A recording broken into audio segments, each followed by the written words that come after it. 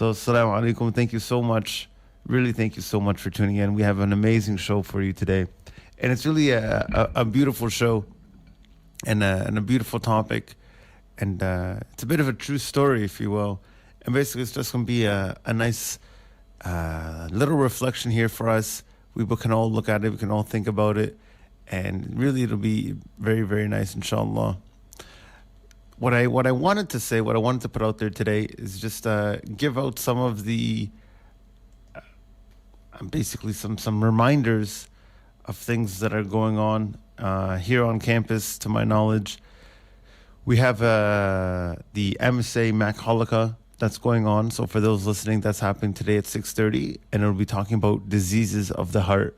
So it's going to be in Dillon Hall, room 361, I hope, or 351 or something like that. So look for on the third floor in Dillon Hall nonetheless. And as you continue to walk in there, you should be able to find a group of amazing brothers and sisters, and light will no doubt be piercing right out of the room through the window hole in the door. So I'm sure you'll have no problems finding it, but it is on the third floor of Dillon Hall. What I wanted to share with you guys today on this beautiful day of Friday, on this dark day, and I don't know if you've noticed but here in North America, at least here in Ontario, it is dark. It is really, really dark during the time that it's not supposed to be dark. And for the first year ever in my life, I actually completely understand why it's so important to have the daylight savings. Until now, I had no idea, but now 7:30 and it's still pitch black out. It completely boggles the mind that can happen. So I'm very grateful for daylight savings. So daylight savings will be happening, inshallah, this Sunday. So you'll be able to set your clocks back 1 hour. So you'll have another hour full of streets. So what is now 7 o'clock will now be 6 o'clock, technically speaking. So it'll be good for everyone. But keep in mind, the prayer does also go back as well. So Fajr being at 7 should automatically bounce back to roughly about 6 a.m. And everything's so forth and onwards. So the story that I really wanted to share with everybody today, and it's a very nice story. It's a very true story. A story that opened my eyes, really, and what I thought was extremely unique experience, and therefore obviously is driving me to tell you this amazing story. Now, it happens at many points in all of our lives, right? And that's why it's so unique of a story, is because everybody should be able to relate to it in one way or another, that we've all experienced it, we've all gone through it, and it's really something that I think everybody will be able to notice. And it happened, some time ago, really, when I used to be doing the khutbahs at certain high schools. And I can tell that when this individual approached me, that she was actually, she was spot on, really. She seemed extremely intelligent, and the questions she were asking after khutbahs and things showed that she was genuine. It showed that she cared. And I think it's extremely important, really, for people to notice that, right? For people to notice who's, extremely intelligent, who's bright, and you should be able to reposition or rethink what you're going to say, so you're able to stimulate the person that you're talking to, right? You can't just talk to people all the same. Somebody that's 4 years old is completely different than somebody that's 40 years old. And the words and the terminology that you would use for either one of them should be specific to them. And when giving advice, you should tailor it in a way that whatever the age demographic or background of the person may be, that they're able to understand. So that's just a side note altogether. But after giving this reminder, she wanted to ask a question, right? And it was very clear that she had many questions, and some of these questions were extremely difficult. And of course, me being me, I was in no way qualified to answer most of them. And I mentioned to her that I'm not a sheikh or an imam or any type of authority really to be giving you the answers to these questions. She approached me and she brought up a deeper issue, right? And this is what I really wanted to say. And really the concern, of course, is like many of the young people today, she was being, mounted with pressure of securing her future and navigating a career while still only, very young in high school. And she worried about her grades and playing sports and getting involved in school clubs and volunteering and helping out here. And the list went on and on and on. And how did you figure out what you wanted to do was the question. And to her surprise, right, I told her that it wasn't until over a year or a year ago that the calling was discovered. And she didn't know how to juggle all of these demands and still be successful academically. She wanted to do all these things. She wanted to really volunteer. She wanted to help out. She wanted to do as much as she could. But she knew if she were to maintain all of these different subjects, all of these different things, then something would be dropped. Then something would have to be let go. And it wasn't until I suggested that she spend her volunteer hours at the local mosque that the conversation took a even more interesting turn. And recent experiences, which really I did not ask her about, had made the mosque an uncomfortable place for her to frequent, right? An uncomfortable place. The house of Allah had become uncomfortable for her. And she told me that she did not wear the hijab and that her visit to the mosques were usually met with judgmental, with rude, with people of the community, people that were considered to be leaders of the community, were look at her and talk down to her. And moreover, someone very close to her had even become an atheist. And from what I was able to understand, it was a subject of conversation between them. And finally, in a confessional outburst, she revealed that some aspects of Islam seemed extremely sexist to her. Right? That some things she seemed were completely unfair and it was in favor of the other gender. And I couldn't blame her. She did not feel comfortable approaching anyone in her community.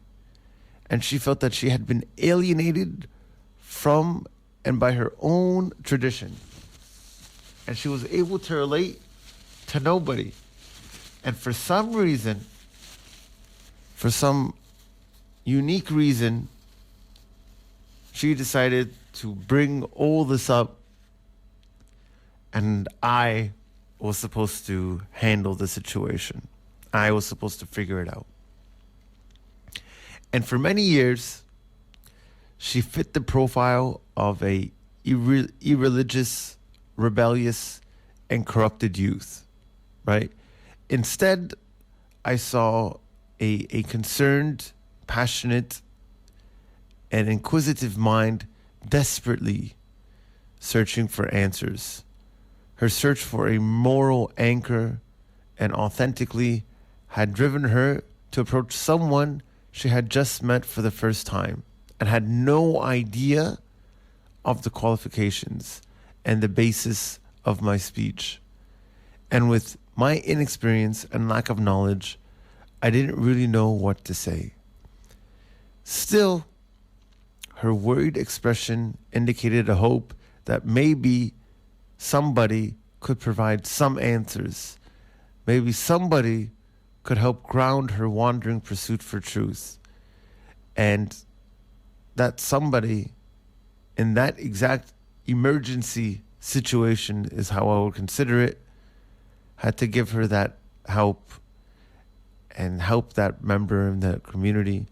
And perhaps it was in the security of anonymity, in the fact that I didn't know her and she didn't know me, that she found comfort in opening up. And at 14, she seemed to understand these issues of atheism, of sexism, and of the hijab. And if they concealed seeds of hypocrisy. And maybe she thought that doubt is a taboo. Maybe it was my lecture, right? The discussion of Al-Ghazali, one of the greatest skeptics of our tradition, that inspired her to express her uncertainty. And obviously, there was no one she felt comfortable in opening up to. And in confirming my suspicions, she told me that she had only been exposed to a rigid binary law of halal and haram, right and wrong, and a model all too many of us falsely call Islam. Right? And these are the rules that you see many people being taught, being learnt, that there is only halal and haram in Islam, and all of Islam is simply about halal and haram. And I tried the best that I could. I told her that what she understood to be sexist was a construction of popular values that appeared to conflict with that these values really were part of a particular interpretation or misunderstanding of Islam, and it was her way of reconciling what she had understood to be moral and what she was told was Islamic. And she didn't tell me what it was exactly she found sexist about Islam, but I think I had a very good idea. And like many other Muslims, especially at her age, she had been presented with a shell, and nobody had told her about the pearl that lay hidden within it. And this is typically the way I find Islam to be presented. This is typically the way we think it needs to be. You present this outside shell, this very, very, very simple, very, very surface, very artificial level of Islam. And when you open it up, very seldomly does it even get opened, and very seldomly when it is opened, that people are truly able to realize the beauty that is hidden right inside. But just a small amount of effort, 2 or 3 seconds of prying, and long and behold, a priceless pearl. So these issues very often arise in Muslims that are trying to reconcile their values, right? The values of the outward form of an Islamic practice without knowing the morality and the spirit embodied by that practice. And it was what was surprising about a Muslim who questions the virtues of hijab, marriage, and other issues pertaining to women when they're bombarded with what they conceive as being a contrary understanding of right and wrong. Young Muslims in the West, right? Young Muslims here, the Muslims of our community, are growing up in an environment where they are struggling to reconcile their values. They are often conflated with their identity, with their immediate context, and they are familiar with the rules, but struggle to find meanings in them. And I felt, rather than trying to rationalize different Islamic rulings to her, that it would be more effective and lasting if I shared with her a principle that could help her understand the roots of her struggle. And again, it's always the roots of a problem that one needs to focus on or one needs to acknowledge. It's never about, okay, I feel hungry today, therefore I must do something and eat, right? The question is, why are you hungry? Is it because you didn't eat breakfast, or is it because you didn't have money to have food, right? And if you constantly just feed them on a day-to-day basis, then the problem will constantly be coming over and over and over again. But when you dig deep, right, and you find out that this individual doesn't even have money, and therefore he never has food, then it's not about that he's just not hungry or he's just hungry during breakfast time, right? But the problem is that he needs the ability to provide and the ability to have food. So looking deep, right, it's extremely important to find the problems by the root. And what I noticed is echoing the voices of some amazing people that I've had the encounter of either reading from or listening to, that I told her that God is beautiful and his religion is beautiful, right? And I told her that she should not let her set of experiences or the way others convey Islam to tarnish her appreciation for that beauty. And I was reminded now of a time when a sister came to me with a very similar set of concerns some very many years ago.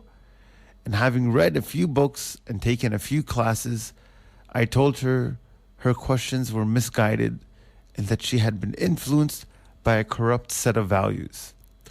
And I told her that understanding the wisdom of the law is irrelevant, and all she should concern herself with is submitting herself to the later. And alhamdulillah, this sister was smart enough to see beyond my arrogance, or maybe my arrogance suggested to her that there was a problem. And nevertheless, she understood that God's religion was more beautiful than that.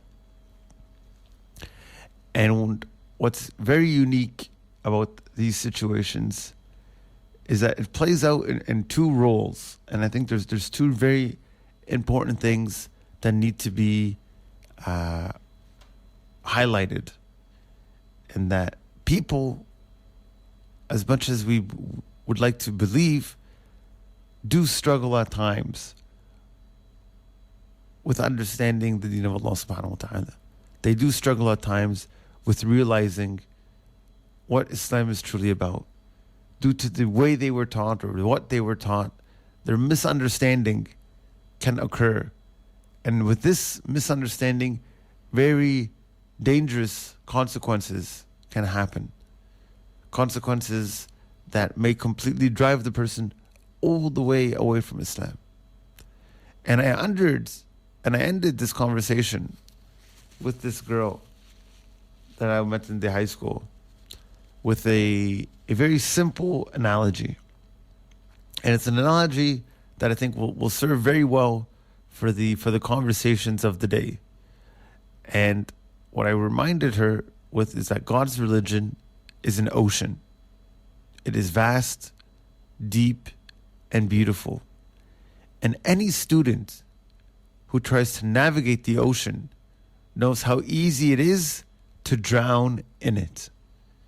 And unfortunately, too many people tend to treat it like the kiddie pool.